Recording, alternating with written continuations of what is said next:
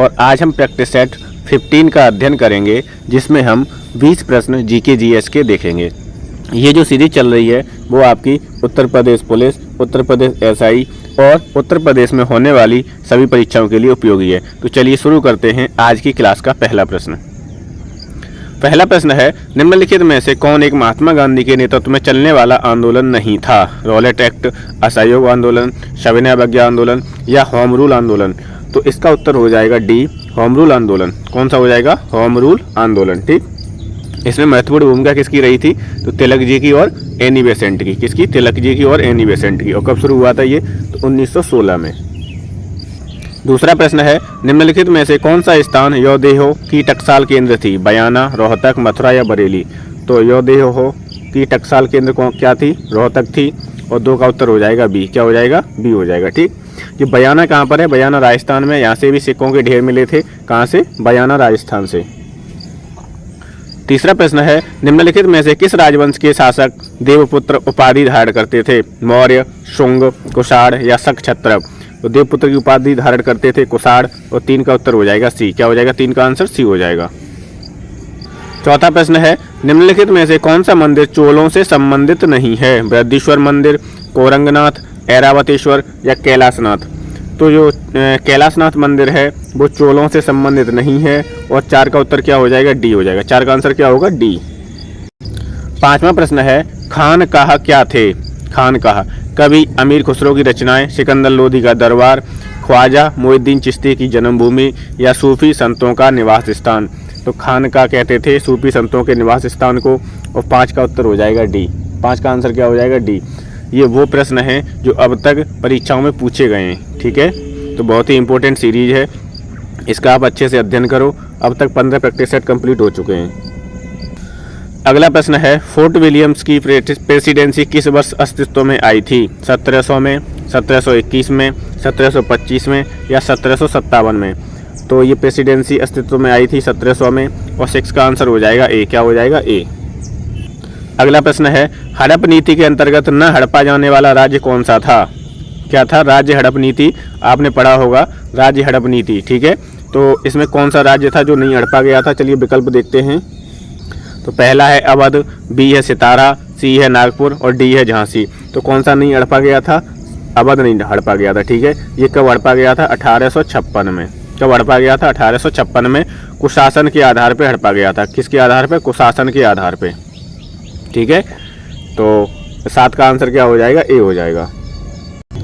अगला है, निम्नलिखित स्थलों में से कौन सा प्रागैतिहासिक चित्रकला के लिए प्रसिद्ध था? बाग, अजंता, भीमबेटका या अमरावती? तो प्रागैतिहासिक चित्रकला के लिए प्रसिद्ध थी भीमबेटका की गुफाएं। ठीक है, 8 का उत्तर हो जाएगा सी। क्या हो जाएगा? 8 का आंसर सी हो जाएगा। 9वां प्रश्न है, फायान के यात्रा विवरण का नाम है? सियुकी, येंतु, फो क्यों की या फा चेन? तो फायान की यात्रा का विवरण है फो क्यों की। 9 का हो जाएगा सी। 9 का क्या हो जाएगा? सी। 10वां प्रश्न है, भारत के किस राज्य में सर्वप्रथम पंचायती राज लागू किया गया था? उत्तर प्रदेश, मध्य प्रदेश, राजस्थान या उत्तराखंड? तो सर्वप्रथम पंचायती राज लागू किया गया था राजस्थान में। और 10 का आंसर हो जाएगा सी। क्या हो जाएगा? सी। 11वां प्रश्न है, इनमें से कौन सा पादप हार्मोन फल पकने की क्रिया को नियंत्रित करता है? ऑक्सिन, जिएटिन, जिब्रेलिक अम्ल या एथाइलिन? तो वो है फल पकने की प्रक्रिया को नियंत्रित करता है एथाइलिन। और 11 का उत्तर हो जाएगा डी। 11 का आंसर डी। बीज प्रसुप्ति को किस उपचार से तोड़ा जा सकता है? एब्सिसिक अम्ल से, जिब्रेलिक अम्ल से, कॉमरेन से या एसिटिक अम्ल से? तो इसे तोड़ा जा सकता है जिब्रेलिक अम्ल से। ठीक है, और 12 का आंसर हो जाएगा बी। क्या हो जाएगा? 12 का आंसर बी। 13वां प्रश्न है, जो व्यक्ति बेवजह अत्यधिक संदेह से घिरा रहता हो और सारी दुनिया को भ्रांति के दायरे में रखता हुआ किस रोग से पीड़ित है? तो इसका उत्तर हो जाएगा व्यामोह। इसे इंग्लिश में बोलते हैं पैरानोइया। किससे? पैरानोइया से। तो 13 का उत्तर ए हो जाएगा। ठीक है, 13 का आंसर ए ही सही है। व्यामोह बोलेंगे हिंदी में और पैरानोइया बोलेंगे इंग्लिश में। अगला प्रश्न है, राष्ट्रीय पादप आनुवांशिक संसाधन ब्यूरो ये संस्थान है कहाँ पर स्थित है? राष्ट्रीय पादप आनुवांशिक संस्थान ब्यूरो कहाँ पर स्थित है? बेंगलोर में, जम्मू में, नई दिल्ली में या शिलोंग में? तो ये स्थित है नई दिल्ली में। और 14 का आंसर हो जाएगा सी। 14 का उत्तर क्या हो जाएगा? सी। इम्पोर्टेंट संस्थान आपको एक बार देख लेने हैं, ये भी इम्पोर्टेंट है, पूछे जाते हैं, 2 नंबर के पूछ लिए जाते हैं।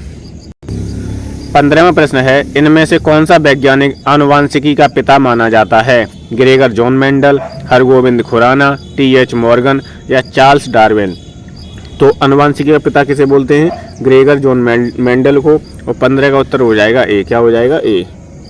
16वां प्रश्न है, जीन मानवों और अन्य जीवों में आनुवंशिकता नियंत्रित करती है। जीन क्या है? गुणसूत्रों पर मोती जैसी संरचना, एक प्रोटीन अणु होता है, आरएनए का एक भाग होता है, या आरएनए या डीएनए का एक भाग?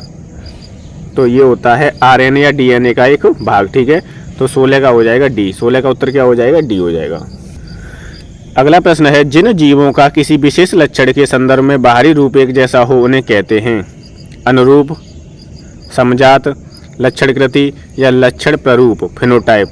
ठीक है, तो जिन जीवों का किसी विशेष लक्षण के संदर्भ में बाहरी रूप एक जैसा होता है उन्हें बोलते हैं फिनोटाइप। क्या बोलते हैं? फिनोटाइप।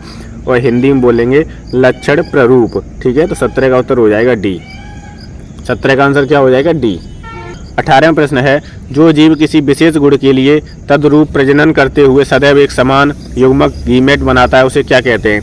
अर्ध युग्मजी, जिसे बोलते हैं हेमीजाइगस, विषम युग्मजी हेटेरोजाइगस, और समयुग्मजी होमोगैमस, और डी है समयुग्मजी होमोजाइगस। तो इसे बोलेंगे हम समयुग्मजी होमोजाइगस। और 18 का उत्तर हो जाएगा डी। क्या हो जाएगा? 18 का उत्तर डी हो जाएगा। ठीक है, प्रश्न समझ लो, जो जीव किसी विशेष गुण के लिए तद्रूप प्रजनन करते हुए सदैव एक समान युग्मक गीमेट बनाता है उसे कहते हैं समयुग्मजी होमोजाइगस। ठीक, 18 का हो गया डी। जो गुणसूत्र लिंग वंशागति से संबंधित नहीं है उन्हें कहते हैं एलोजोम, आटोजोम, सेंट्रोजोम या मीजोजोम? तो उन्हें बोलते हैं आटोजोम। 19 का उत्तर हो जाएगा बी। क्या हो जाएगा? 19 का बी। और 20वां प्रश्न है, जिस कोशिका का अर्धसूत्री विभाजन होता है उसे हम क्या कहते हैं? जनन कोशिका, अर्धसूत्री कोशिका, मायोबीजाणु या अंडक? तो जिस कोशिका का अर्धसूत्री विभाजन होता है उसे बोलते हैं हम अर्धसूत्री कोशिका। और 20 का उत्तर हो जाएगा बी। 20 का उत्तर क्या हो जाएगा? बी हो जाएगा। ठीक, ये आपके 20 प्रश्न कंप्लीट हो गए हैं।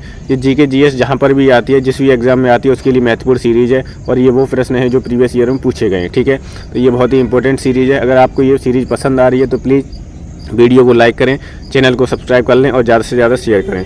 Thank you so much.